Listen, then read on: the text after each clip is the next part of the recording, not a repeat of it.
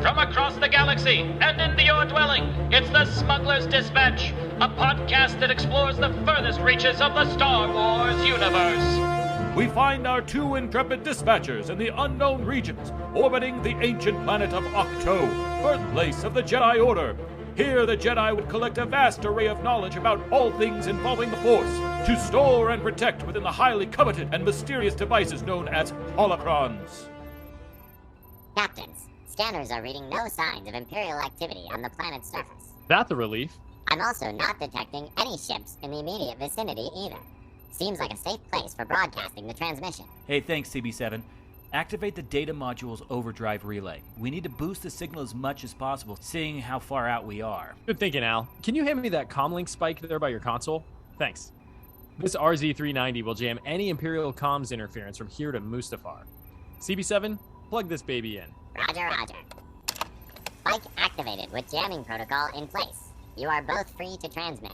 Great work, CB. Transmission is live in 5, 4, 3, 2, 1. Hello, and thank you for joining us for our very special first episode of the Smuggler's Dispatch podcast, a podcast where we explore every corner of the Star Wars galaxy. I'm Alex Stewart. And I'm Mikel Howarth, and we're transmitting here aboard our trusty Bucket of Bolts Raven 5. Folks, it's our mission with each of these transmissions to share everything we've gathered about a singular topic here within the Star Wars universe. And we want to do it in a positive, fun, and laid-back way. You know, there are a ton of other information smugglers out there who want to talk about the galaxy in a super cynical or critical way, but we're not about that here on the Raven 5. Not at all. We love all things Star Wars and seek to build a greater community of fans who want to all just nerd out and celebrate what George Lucas created so many years ago. This first transmission will be a little different compared to our regular format, though, because we feel like it might be a good idea to introduce ourselves a little bit, just so you can get to know us and our love for the franchise as much as possible in one fell swoop. And the way we've decided to do this is through the use of this little glowing device. Ladies and gentlemen, I present to you the Holocron of favorites. We stumbled upon this bad boy from some moof milker across the galaxy and thought it might be good to bring it back to its home planet and give it a proper send-off. But before we did that, Michael, we wanted to use it to start a little conversation about our favorite Star Wars things. So, do you want to do the honors and activate this thing, my friend? With pleasure. Okay, so the first question that the Holocron is throwing at us is, what is your favorite Star Wars film? Michael, what is your favorite Star Wars film? And I'm not talking mainline. It doesn't have to be Skywalker Saga. It is whatever you want, your favorite Star Wars film. Yeah, okay. So it's been the same one since I was a wee tyke, but when you said that, it made me like go through and be like, oh, is there a different one? Is there one I haven't been considering? Final answer. But I think it's Return of the Jedi. I'm very confident in that. Okay, it's explain. always been my favorite. Okay, why? I know, you and your Ewoks, but... I didn't say anything. This is a positive podcast. Yeah, exactly. We'll cut that out. So I love Return of the Jedi because that is where we get Luke's kind of the completion of his story. We get Vader's redemption. We get Luke's basically his transition into full Jedi, and it's just the culmination of a lot of things, and that's always my favorite part of a story. Like Return of the King from Lord of the Rings is my favorite one.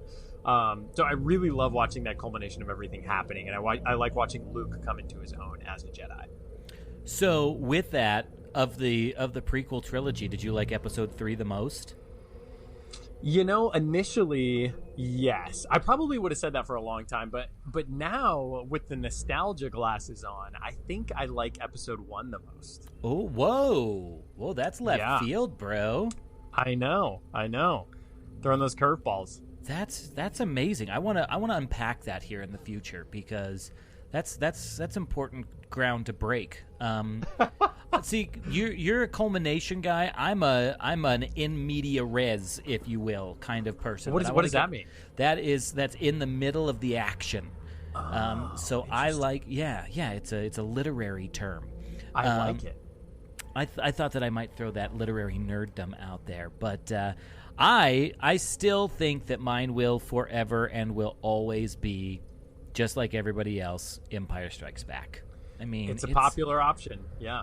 It's just got everything. I mean, it has absolutely everything you could want out of a Star Wars movie. Because, believe it or not, of the prequel trilogy, Episode 2 is my favorite because it's right in the middle of the action. See, now I think we could unpack that as well. Oh, but I'm glad to hear it. We got some broader things. Has Empire always been your favorite? Empire has always been my favorite, yes. There's just, I don't know, there's something cool about all the different storylines coming together the way that they do. And I should say running parallel to one another the way that they do. And you're seeing the development of each one of these characters and their journeys as they go through. And that's what I love so much about it. The one that breaks the mold for me is The Last Jedi is not my favorite in the sequel trilogy. I like the it. Middle of the sequel. Yeah, I like it. But I actually think that my favorite out of the sequel trilogy is probably The Force Awakens. Okay, yeah, I definitely agree. How many times did you see Rise of Skywalker? Are you well versed? Do you feel like you can confidently say how you feel? I believe I've seen it 3 times. Okay, I think I've seen it 3 as well. Yeah, I really like it. It's one of those. This is the thing, folks. I have two young children. I've got a 3-year-old and a 6-year-old, and what I love about traditional Star Wars is that you can share them with the family, with the exception of The Rise of Skywalker. That has just some scary little parts in it. There's just no question it gets real dark. Like when the guy's head getting chopped off at the beginning. Well, I'm talking about like the table. the whole Palpatine business. Like when they're all being surrounded by what are they clones? Is that what we've established, that they are clones of Palpatine that are all kind of chanting? Is that who that is? I think that's just this like Sith followers, like Sith acolytes. Oh, because they never really specify who that is. Yeah. And I was just wondering how they all got there. Like, I know, like, where did these guys come from? Yeah, I think that it's a little bit strange. So that's just our first question, everybody. That's our first favorite out of the Holocron. Michael, pull out the second Holocron of favorites question. What is it? Okay, Al, what is your favorite TV series, Star Wars television series? Oh, I am going to say at this very moment, The Mandalorian. Ooh, okay. I don't think it gets much. That's comfort food for me. When I watch The Mandalorian, it scratches every Star Wars itch. And this may sound insane, but I think it's my favorite Star Wars entity of all time. Entity of all time? Yeah, that is bold. That's bold. I like it though. That's bold, but it's one of those where I could turn on any episode and just it gives me the warm and fuzzies. It really does.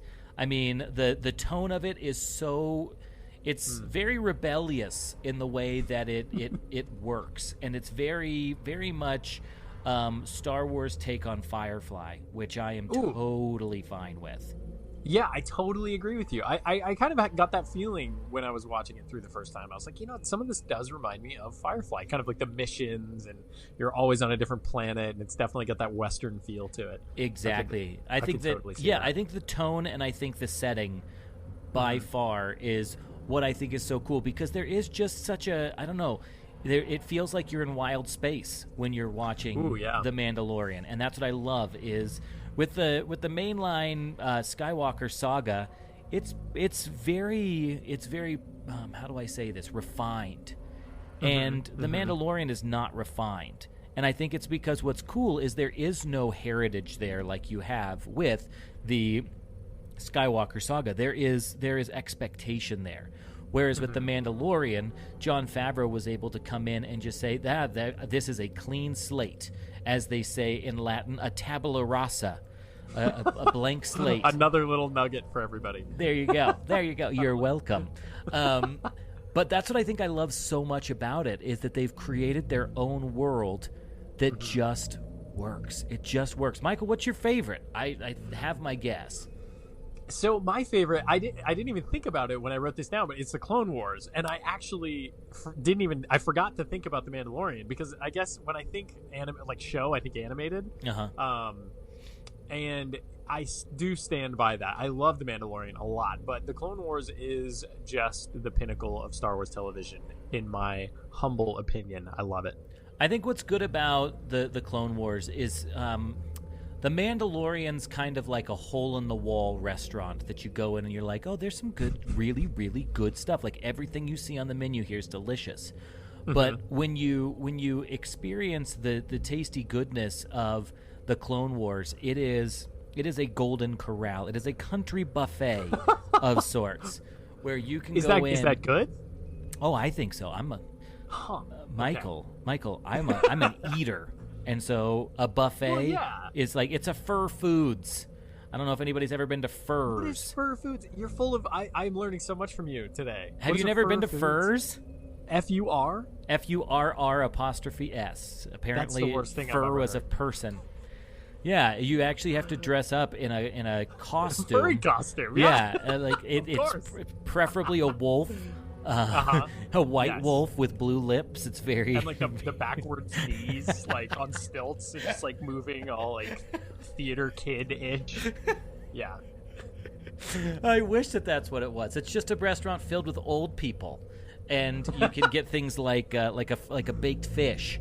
But what I love about the Clone Wars is that you go in and there's so much to feast what upon. What just happened? So we ended up in a buffet story? That was my metaphor, bro. That was my metaphor. You could feast. Oh, I trampled over your metaphor as you were sharing it. Okay. Yeah, okay. Clone Wars on the buffet. Yeah, it's basically all you can eat, and you never will eat the same thing twice because there is so much in the Clone Wars to explore. Oh yeah. There's lots of good lore, and it was it was one of the last things that Lucas, like George Lucas himself, like really like pioneered, like created, that he wanted to exist, which is kind of cool. It's like a legacy. Now, how long was he involved with the series? How many seasons was he directly involved with? Well, he was involved like basically just sharing his wisdom with the whole crew and Dave Filoni in particular that made it. So he just developed the show. He didn't actually work on any of the so. writing and any of the production. I could be wrong, but I believe he created Ahsoka's character. I think he wanted like Anakin to have an apprentice between 2 and 3. So I think Ahsoka came from his brain. I could be wrong about that though. So for our one listener, please fact check us on that. But either way, it's something that was like his baby that he really wanted to make. Well, and speaking of that, let me turn on the Holocron of favorites and pull out the next one, which is your favorite Jedi. My favorite Jedi is going to be Luke Skywalker, which Oh. also might be a bit of a curveball. I mean, there's so many, but I've heard of him. really, yeah, it's a farm boy, Yeah, I love Luke. So I know that when you get really deep into a fandom, it's easy to write off the main character and be like, yeah, Harry Potter, Luke Skywalker, like Frodo Baggins, like they kind of blend into the story, and everybody seems to gravitate towards the secondary characters. Yeah, but which I understand. But Luke is just such. I don't know. I just love him. Like, yeah, he's whiny and he's a bit of a baby in episode 4, and he's trying to go to Tashi Station, but he goes through all of this. Get some power converter. Exactly. I think it's the growth. I really, really like watching characters just grow and change, which is also why Ahsoka was a close second to Luke in my book. But I love it, and it's part of the reason I like Return of the Jedi so much. I love watching him become who he becomes. That's my answer. I love super baller Luke Skywalker at the beginning of Return of the Jedi. Oh yeah, totally. He gets shot in his mechanical hand. He's like, he doesn't even bat an eyelid. He doesn't even flinch because, I don't think he can feel it. But does he have feelers in there? No. He totally does. Because remember at the end of Empire when 21B is he's poking it. Yeah, and he's poking him, and he's like, That's right. Yeah, he's got responses. He's got neurologic response in there. Yeah, so he was just in beast mode on that sail barge. That's true. I mean, when you're staring down the face of a Hutt, I mean, it's hard not to just get your game face on. Yeah, absolutely. Mine. Okay, Al, you're mine Jedi. is always, and because this is a little bit of a curveball. because she's not officially a Jedi, but it's Ahsoka Tano. I don't think that they're... And I'll say this. Ahsoka's my favorite character of all time. Like, just across the board, with a very, very close second coming in with my boy Obi-Wan. I love Kenobi. He's so great. Oh, we haven't even talked about the little teaser that just came out. Hamana. Yeah, that's good. Ahsoka, I love that answer. That's fantastic. Well, give us a quick why on Ahsoka. No, that's a great question, Michael. I like the head tails. I'm all about the head tails. Oh yeah. The Montrals. Yeah, I grew up with DuckTales, and I just decided that the life is like a hurricane, and just needed somebody that I could hold on to, quite literally. That's a natural progression. With the head tails. Wait, what are they called? The Montrals? Yeah, for the hers are Montrals. The Twi'leks are Leku, and she is a Togruta, and Togrutas have Montrals. Yep. Which I think we went over that. I don't know if that other episode is being aired. I don't think it is. We've buried that one. Oh, okay, cool, sweet. So I get to share that little nugget as if it was new. Except I just spilled the beans there. Oh, you bean spiller! I picked them up and put them back in the bushes can. And I will say that, for Ahsoka, just really, she does exactly for me what you were talking about with Luke Skywalker. But her story is pure in heart all the way through. She is I mean, if you think about it, she was the one who kind of laid the path for Luke Skywalker to realize that the Jedi way had become distorted and the order needed to shift. And so she really was kind of the OG when it comes to, coming into the place and turning over the tables to get it back in order. And that's what I appreciate, is the fact that she was like, you want me to be a Jedi, but the answer is no. And that's when I was just like, whoa WTT, what the Tano. What the Tano. Yeah, she's the bomb. Okay, I'm gonna let's rapid fire you. I want to hear your next two, so you're gonna keep going. I want to hear your favorite Sith and your favorite Saber, probably in the other order. Okay. Okay, so favorite Sith first? Oh, yeah, I guess that makes more sense, coming off a Jedi. Okay, gosh, that's hard, because I tend to just like the nice guys, and so I maybe Asajj Ventress. Okay, I mean, that's kind of a cop-out, because he's a good guy at the end. But I like her arc, that she kind of... She kind of goes that way. Well, but again, I mean, you look at the arc of Darth Vader, and he's like the ultimate Sith, and he becomes good too, Michael. So you can't really judge me for that. Yeah, I don't know. Like, becomes good is like I think he just pulled out a little nugget of goodness that was kind of left in his husk of a body. Like, yeah, it might be a stretch to say that he was like all of a sudden a good guy again. Like, he's pretty bad. He was a pretty bad dude. Yeah, and I mean that's the crazy thing, is by the very end you're like, can you be redeemed with all the thousands of bodies you strewn across the galaxy? Is there any coming back from that? Which I think they imply he is redeemed, and but yeah, he killed a lot. He killed a lot of people. Yeah, it's a large number, and so he was a planet blower upper for sure. Maybe. I mean, I think I'm gonna stick with Asajj Ventress. She's cool. She's awesome. I like her fighting style. She's fun. Yeah, I like that she's kind of like a mercenary sort of feel. I dig that. Yeah. Like when she wears that mask later on in the series. Yeah, she's unpredictable, and that's what I think is very cool about her. Is she's kind of like she really is the yin to Ahsoka's yang, if you will. Truth. And so maybe that's why I like them going hand in hand like that. Yeah, and she's from the Clone Wars as well. For anybody who's like, who is Asajj Ventress and all these people, it might be a little confusing if you're not familiar with the Clone Wars. So that is true. We'll try to keep it. We want to keep it accessible, but we are nerds and we do love this stuff deeply. Yes, that is true. We probably need to contextualize things. So, wait, and so what was your second question? Was the saber? Oh, saber, yeah, your favorite saber. I thought that might tie in with one of your other two answers. Yeah, that's a hard question because I love all the sabers equally. I just love all the sabers. How many do you have? Because you've collected a couple from Galaxy's Edge, correct? Yes. I have. So I don't have any of the legacy sabers. The legacy sabers are the ones from the movies.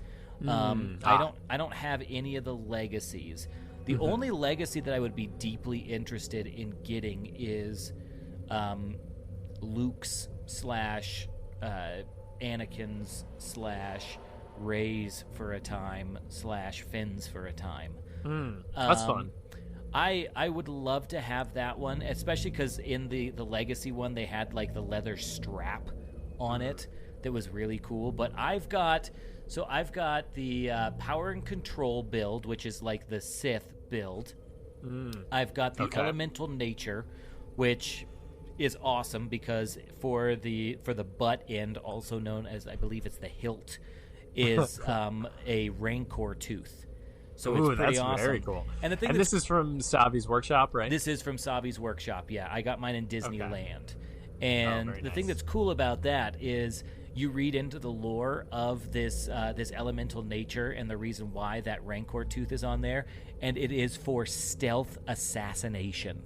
That's why they have the rancor tooth on there, so you can take somebody out silently stab them by just stabbing them in the neck with a rancor tooth. Yeah, yes. I like that. It's like a bayonet on your lightsaber, which is funny because it is kind of a bayonet. It's a bayonet for a bayonet. I guess they're kind of loud though. Yeah, exactly. If it cracks on like that. Yeah. So I would probably say of all of them, I love Mace Windu's build. I love Mace Windu's build. Yeah. It's very Art Deco, and that's what I appreciate about it. And speaking of which, I have the what is it? The protection and defense is what I believe. No, wait, I don't know if that's what it is. It's the one that got Al started on his lightsabers. Oh, this is where I deeply nerd out. So I don't want to go too deep. Michael, who is your favorite Sith or Dark Force user? My favorite Sith is going to be Maul.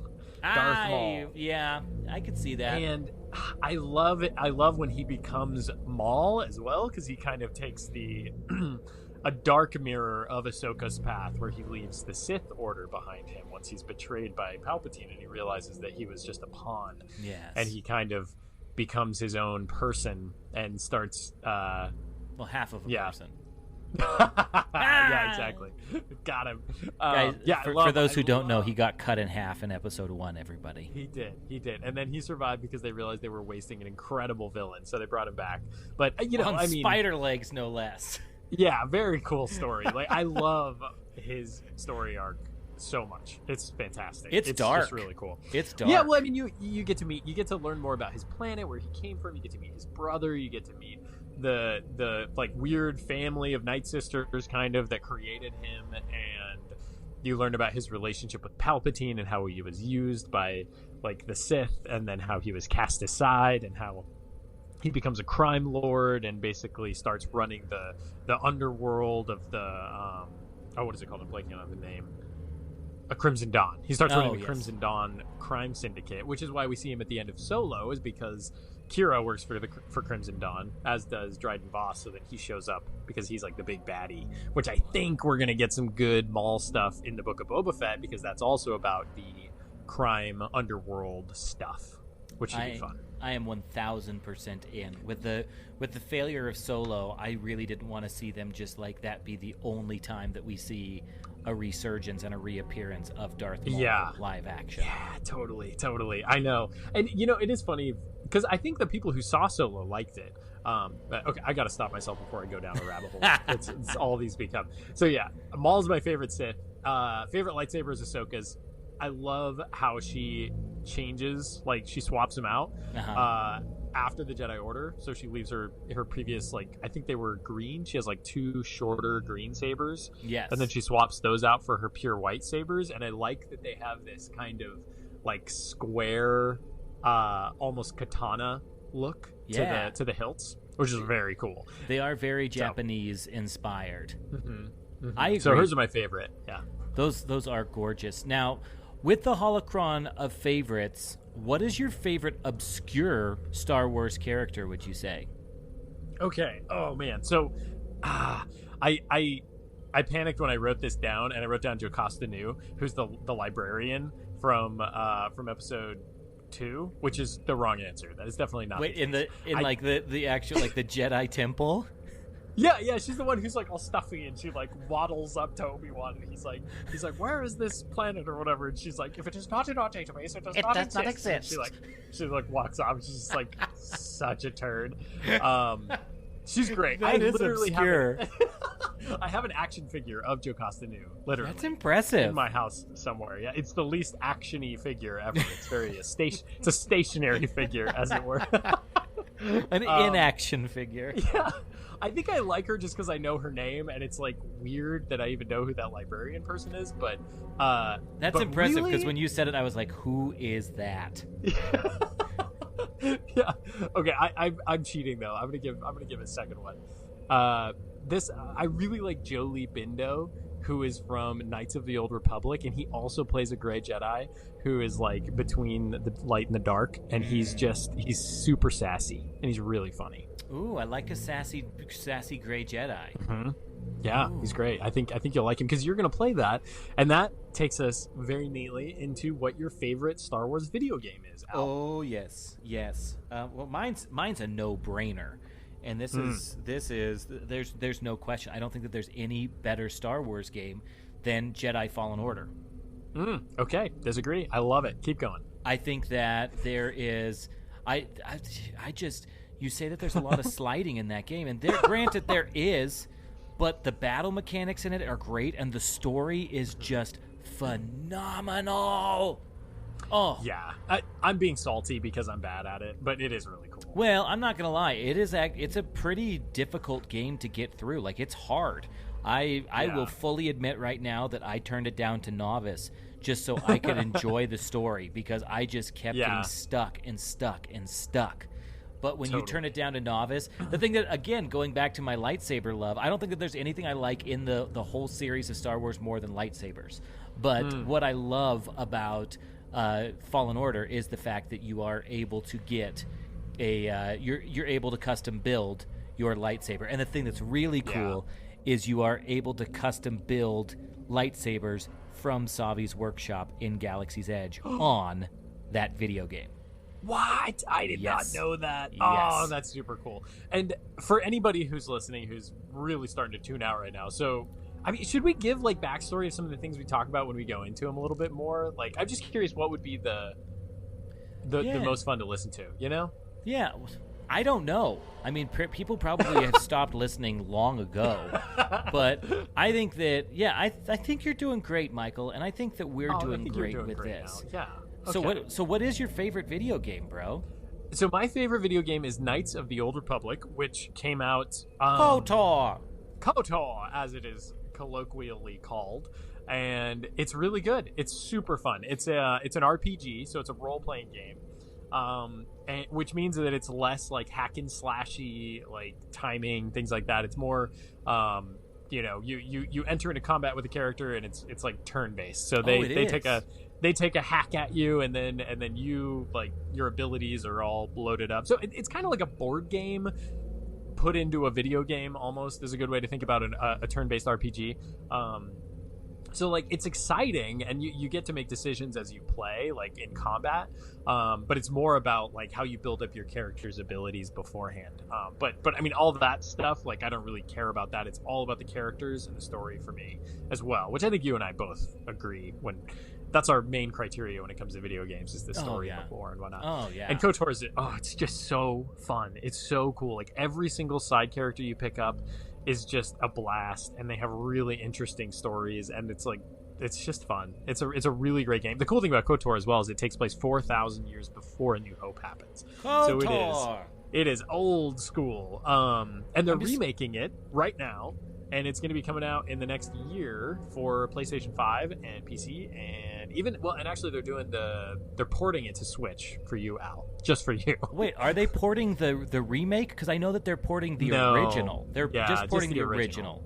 Yeah, I saddled my horse, or hitched my horse to the wrong cart, because I went Xbox, and they are not porting it to the Xbox. No, they are.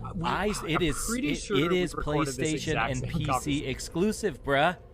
I'm looking her up right now. I looked it up. Made me so sad. It's in my search history. Go to our remaster Xbox One X. And is it?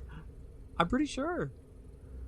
You know what podcast listeners love more than anything is listening to other people Google things. Yeah, it's coming to, according to GameRevolution.com. It's coming on the Xbox Series X. Yeah, so I don't believe it. That's owned by Mark Zuckerberg. Well, everybody should play that game because it's very fun. Oh yeah. Yeah. Michael, what's your favorite ship? Oh, I get a double whammy. Thank you. Yeah. Okay. My favorite ship is the Ghost, which is Hera Syndulla's ship from Star Wars Rebels, the animated series. The Ghost is just the coolest looking ship, I feel like, outside of the Millennium Falcon. I can't even choose the Millennium Falcon because it is the coolest at the end of the day. But Am I not allowed to choose that? No, you are. You totally are. I feel foolish. No, I didn't want to steal yours. That's what it is, Al. I picked Luke Skywalker as my favorite Jedi, so I thought maybe I need to go a little bit more underground. The Ghost is near. Yeah, it's near and dear to my heart. It's really fun, and I think that part of that is because the crew of Star Wars Rebels is like, that's their home. Like, they literally don't have anywhere to like shelter them and where they bond and become a family, except for under the roof and in the walls of the Ghost. And I feel like that really comes across, and it becomes a character to its own right, which could also be said about the Falcon. But it is pretty awesome. It is pretty awesome. You know what? The Millennium Falcon is for sure my number one, but my honorable mention that I'm going to throw out there, because it isn't, it's more obscure, is what is the ship that pursues the rebel outliers in The Last Jedi? What is the name of that thing? Is that the Venator class Star Destroyer? The Vinegar? The Vinegar Star Destroyer. Salt and Vinegar. Oh. I think it's a Venator Star Destroyer. That one is really cool. You're talking about the super wide one, right? Yeah. No, that's not it. Venator. Yeah, I'm wrong. That thing looks pretty cool, though. Yeah, everybody look up Venator, because it is pretty cool. I don't know what the name of that ship is, but it's the one that they blast in half. Star Destroyer. Oh, yeah, blasted in half. That's exactly what I'm going to Google. Yeah, I'm curious what it's called, because that thing's pretty. It's the Dreadnought. Oh, that's the Dreadnought? Because they blew up a Dreadnought earlier in the Last Jedi, and they look very different. No, that's not the Dreadnought. Okay, I'm wrong then. I'm definitely wrong again. It's all right. I should have come prepared. It's the Mega Class Star Dreadnought, is what it is. Huh. Yes. Oh my gosh! Look at that Mega Class Star Destroyer Dreadnought. Look at how cool it is. It looks like a boomerang. Yeah, it's a big guy, and it's awesome. It's very big. It's very it looks like the SR-71 Blackbird. Which do you remember that band SR-71? Oh yeah, but now it's over. Yes. Oh man, so good. I forget that it's actually a plane. Yeah, that's where it came from. Blackbird singing in the dead of night. Hey, what's your favorite book? My favorite Star Wars book. Okay, you did game. Yeah, you said Fallen Order. Okay, my favorite book is Lost Stars by Claudia Gray, I believe. Yes. It's delicious. Give us a quick synopsis. So, Lost Stars is a sprawling epic that follows the story of Thane Kyrell and Sienna Rhee, who are two. They start out as kids, and the story spans kind of their entire lives, which is really cool. It's like epic in that sense. And they are basically caught on two different sides of the galactic battle. So one of them kind of goes down the route of the Empire. They both originally start with the Empire, and then they split, and they're Rebellion and Empire, but they have a really strong connection between the two of them that kind of binds them together throughout their whole journey from basically the end of Return of the Jedi all the way through to past The Force Awakens. Which is really fun. And if you have seen or can remember that big Star Destroyer that crashes on the sands of Jakku, that Rey rides her speeder past in The Force Awakens, you actually get the whole story of that Star Destroyer, which is kind of cool. A fun little backstory. But it's just so good. It's technically a YA novel, like a young adult novel, but I think that is totally unfair because it is incredibly well written and it's just gripping. And the story is fantastic. I love it. Sorry, I fell off my chair. I was so excited. I thumped there for a second. Because you love it too, right, Alex? I love it. Love it. It's one of the most well-written Star Wars novels. It's one of the most well-written young adult novels I've ever read as a language arts teacher. It is phenomenal. But I will say that, Michael, you turned me on to this Force Collector. And oh, yeah, you like it? I really, really, really like it. Yeah, like it's fun. It's a great story. Again, another young adult. But I really, really think it's just a fun story that covers basically all of the Star Wars galaxy and is seen. You see the eyes or the journey of Luke Skywalker through the eyes of somebody who's always idolized the Jedi. And it's awesome to see how he has this story revealed to him. So that is, I mean, Lost Stars will always be number one, but I would say that that's probably like quickly becoming my number two. I also love Master and Apprentice. I think it's a great book. It's a great book. Is that the one where Vader and Palpatine are like stranded on that jungle planet and they just kill a bunch of people? No, that's the Jungle Book from Disney's 1966 film. Of course. Oh, man. We are in trouble. No, the Master and Apprentice is the. It's where no, it's where. I should stop talking. It's where Qui-Gon and Obi-Wan go to a distant planet to help a princess basically deal with a political uprising and assassination attempts. And you just get to know Qui-Gon better in that book than any other entity in Star Wars.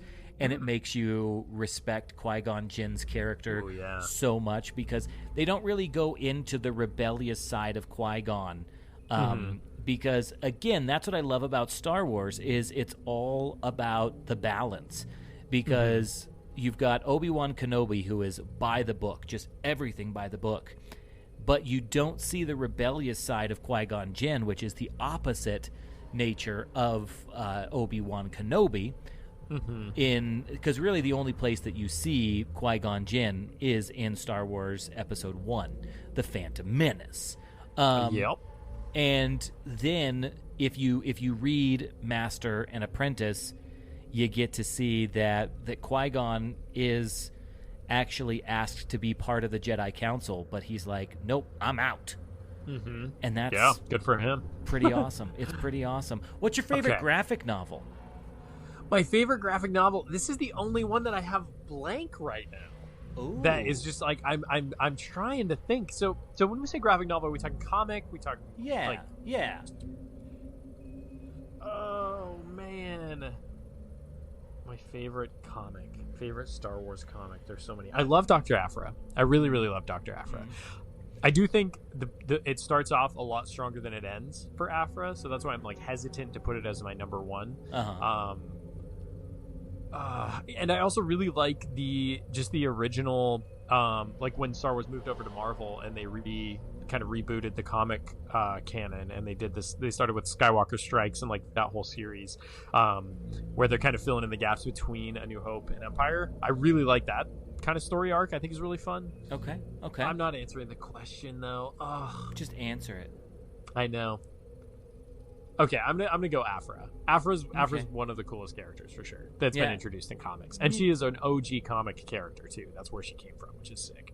I agree. That's pretty awesome. I will say that for me, I just picked up this. I don't even remember what it's called, but it's a collection of comics based on the sequel trilogy characters, and it's basically just a collection. It's something Resistance, like Ace Resistance or something like that.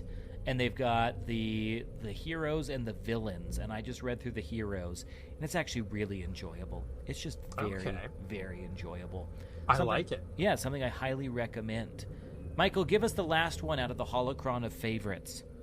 Okay, out of the Holocron of favorites, which we probably chose too many to put in our Holocron, is your favorite audiobook, which is also, we're kind of cheating because we already talked about books, but you and I listen to a lot of audiobooks. So and there's differences with Star Wars, because this is what I love about this episode is for listeners out there who are new to Star Wars, if you're looking for great places to start, we have just given you so many different places to start.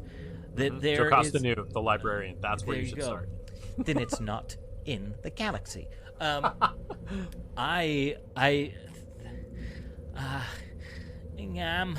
would probably say for me, I'm not going to take yours because I think I know what yours is, but I am probably going to have to say that mine is Black Spire Outpost. Is that what it's called, Black Spire? Yeah, with Vimerati. Yeah. Oh, it's awesome.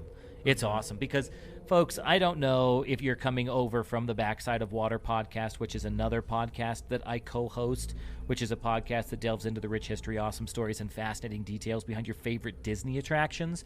But what I love about the Black Spire is it really sets you up for a great adventure inside the walls of Galaxy's Edge at the Disney parks. And that's what's so awesome about it. I highly recommend everybody go out and listen to it. If you are on Audible, this is Audible. I want to be that guy. That was incredible. That was amazing. Did you like that? I've really been working, like, my wife makes fun of me, but I've really been working on some great impressions. Like, my kids are really proud of my Wreck-It Ralph impression as of late. Do it. Okay, all right, here we go. Let's see. Hi.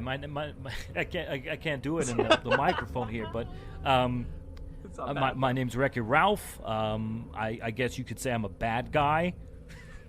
He's from New Jersey. New Jersey. Hey. Catalina wine mixer. This is my favorite. This is what the whole podcast should be. It's just like, I just want to make you do impersonations of things. It's the best. I did James Earl Jones the other day, and my wife actually said that I sounded like James Earl Jones, and that's why I know she's my wife and loves me, because she's lied to me about that. Yeah, so what's your favorite audiobook? So my favorite audiobook is going to be Thrawn. I wouldn't have thought that. Yeah, what did you think I was going to say? I thought you were going to say Aphra. Oh, okay. So Aphra's I do love Aphra. I would put that in more of like an audio drama. Yeah, it's more of an audio drama. It was written to be like in the audio format rather than like a novel. But yeah, Aphra's really fun. It's a great introduction to that character. If you want to do the audiobook, that's a fantastic way to start with her. But as far as general audiobook, yeah, Thrawn's my favorite. I had a hard time with Thrawn. I had a hard time with it. Which ones did you start with? Did you start with the book that's just called Thrawn that came out like, I don't know, 4 years ago now? I started with the one where he has the inner monologue that is running constantly. And in an audiobook form, that's really hard to understand. Interesting. Okay. I could see that. Yeah. That's probably my favorite part, Is that the one that you're referring to? I am, yeah. Did you finish the book or no? I didn't. So it's the one where he crash lands on this planet and he's like stranded, and he basically gets picked up by the Empire. And it follows his story from there, which I don't want to give too much away. But yeah, does that sound like the book you were listening to? Yeah, that's exactly it. Oh man, Al, please. Wait. Maybe it's because I started reading it. maybe that's where I got confused because Like, why I is know nobody reading this to me? yeah, look, and that's what I was confused by. I'm like, why is this? What's going on with this inner monologue? And it took me like literally 50 to 70 pages to figure out that it was an inner monologue that he was doing. And I'm like, Right. why is he analyzing the scene for all of these people? But then I was like, oh, Yeah. he's plotting it inside of his head. I don't know. It felt a little bit too postmodern for me. I like a book that just really just slaps me with this straightforward story because I'm a bit of a dunce. Definitely needing those the young adult category novels. You should give it another shot. It's incredible. It's super good. Maybe I'll download it on Audible and see. I need to look and see if I have it in my Audible category or in my catalog right now because I got a lot of Star Wars novels in there. Yeah, and it's a good one. Also, there, if you're looking it up, there's a lot of Thrawn stuff because this character was introduced in Heir to the Empire, which was around 1984, I think, maybe 1985. Yes. So Thrawn's character is very legacy. He's been around for a long time. He's one of the oldest villains of Star Wars, basically, other than the original trilogy characters. Timothy Zahn wrote a trilogy back then that kind of was the original sequel trilogy for years and years, and that the main antagonist there was Grand Admiral Thrawn, and he was then reintroduced because he was such a beloved character and beloved villain in the way that he was portrayed. He was reintroduced into the canon with I think it was Rebels was the first reintroduction of him into the canon. Okay, interesting. And then they had Timothy Zahn come back, or no, maybe he did the book. Maybe he restarted the trilogy again before that happened. But regardless, Timothy Zahn rewrote his introduction into the new canon in a trilogy of books. And then there's a second trilogy that he just finished, and I actually just started the last book in that series, and that one's about his people, like in what's called, they actually call it Wild Space, which is way far away. And it's about the Chiss, like his people. So it takes a whole thing. There's like 6 Thrawn books that are out right now that are canon, and there's 9 Thrawn books in total, including Legacy. And doesn't Thrawn make an appearance in, is it Mandalorian? He will, yeah. We get his mention. He is mentioned by Ahsoka in the Mandalorian, which is, where is your I forgot how she referred to him as. She's like, "Where's Grand Admiral Thrawn?" It's like, oh, yeah. Which he's a fan fave. It's because he's just so blue. Yeah, you don't like him. He's got a blue house with a blue window. Blue is the color of the clothes that he wears. Yep. Oh yeah. No, I'm actually looking in my my catalog of Audible books right now, and there is a Thrawn. It's right here.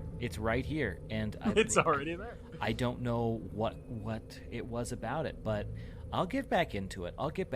Listeners, I don't know if you can tell right now or not, but we love Star Wars.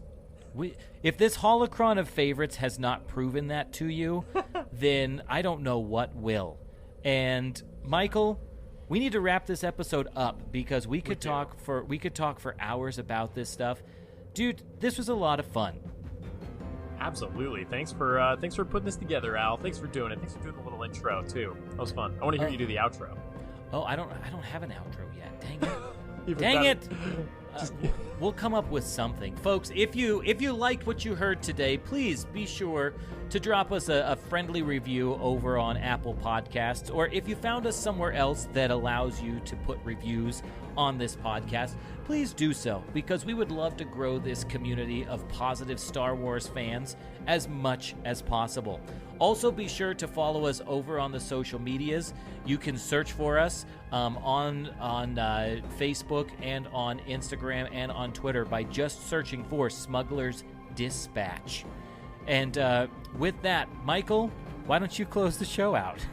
Until next time, may the Force be with you. CB7, light speed to Ilum. Roger.